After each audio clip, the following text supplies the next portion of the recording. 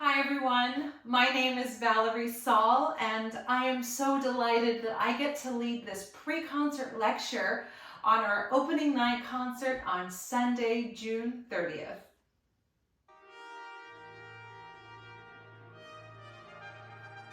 We are going to open our concert with Promenade Overture, written by Corigliano in 1981.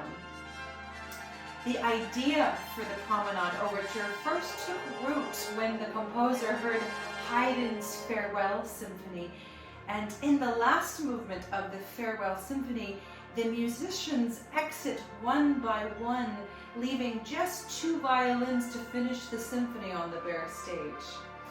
And Corigliano was fascinated with this concept, and he thought about a way to recreate it. So in a sense, he reverses the procedure because it's an overture, and he has the musicians enter the stage one by one while they are playing their instruments, first starting with the piccolo and then concluding with the tuba. It's a delightful way to open our concert, and it will sure be a fun time for the musicians and for the audience.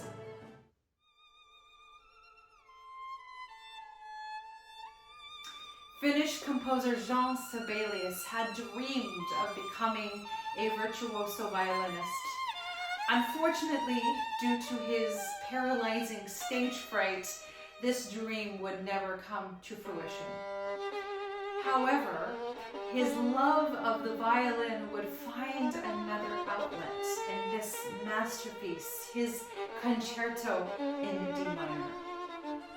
The concerto was first performed in Helsinki in 1903, and although audiences had raved about the concerto, leading music critic at the time had condemned the piece, and therefore audiences had dwindled in subsequent performances.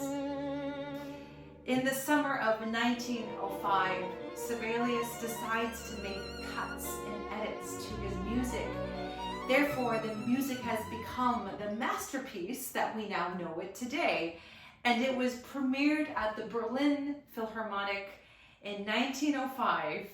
And it was also conducted by the famous composer at the time, Richard Strauss. The concerto is in 3 movements. However, it is the first movement that is the most enchanting.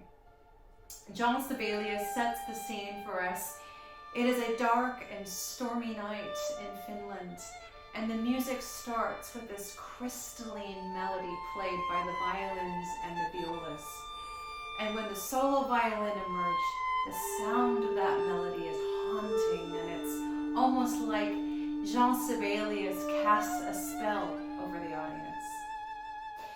It is this music that has captivated audiences since its premiere.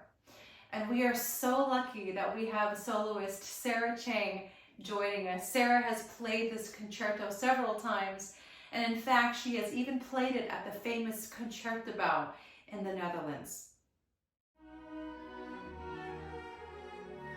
Tchaikovsky's Symphony No. 4 is an important work written at a remarkable time in the composer's life.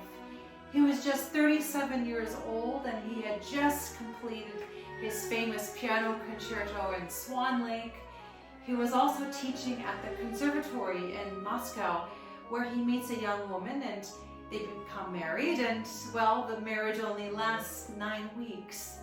At the tail end of his marriage to this woman, he meets another woman named Madame von Meck. And Madame von Meck was a very rich patron of the arts, and she herself was an ardent fan of Tchaikovsky's music, and she really believed in him, and she provided him with an annual allowance which allowed Tchaikovsky the freedom to write his music without the need of having to teach to make ends meet. And so begins their 14-year relationship, in which they wrote letters back and forth to each other, some 12,000 letters. It is in one of his letters to Madame von Meck where he describes his Symphony No. 4, and he writes, and I quote, "The introduction to the first movement is the kernel, the chief thought of this entire symphony. It is fate, the fatal power that hinders one in the pursuit of happiness. And so the music begins. We hear a fanfare played by the French horns. Bam, ba ba ba bam, bam, bam. This is otherwise known as the Fate motif, and it is this motif that Tchaikovsky mentioned to Madame von Meck in his letters as the kernel for the entire work. And this fanfare, this Fate theme, is echoed by the lower brass and the upper brass, and it makes way to our very first theme of the first movement. And the first theme is this tragic, pulsing waltz played by the violins and the cellos. And this is contrasted to the second theme, which is a whimsical melody played by the clarinets, and it is also accompanied by a section by the woodwinds. And both of these themes get developed, of course, and then at the very end of the movement we go back to where we started. We end with that Fate theme, Fate knocking at the door. Bam, ba, ba, ba, bam, bam, bam. The second movement is written as a canzona, and a canzona comes from the Renaissance period of music, and it literally means a lyrical song. And this lyrical song opens with a solo oboe, which is playing this melancholic melody that is accompanied by the pizzicato of the strings. Now, the strings echo this melancholic melody, this very lush, unison song, if you will.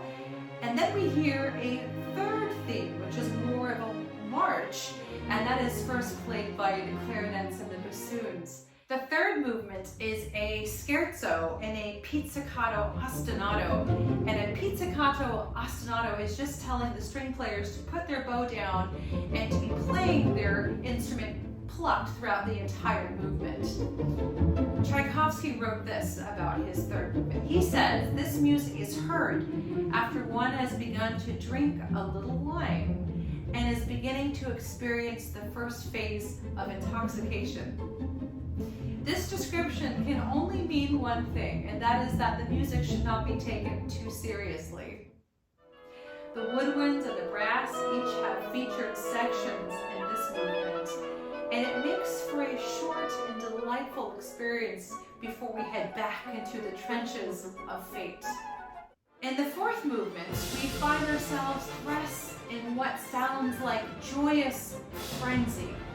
Although in his letters to Madame von Meck, he says, it is not entirely joyful, but it's as if we are looking at other people's joy.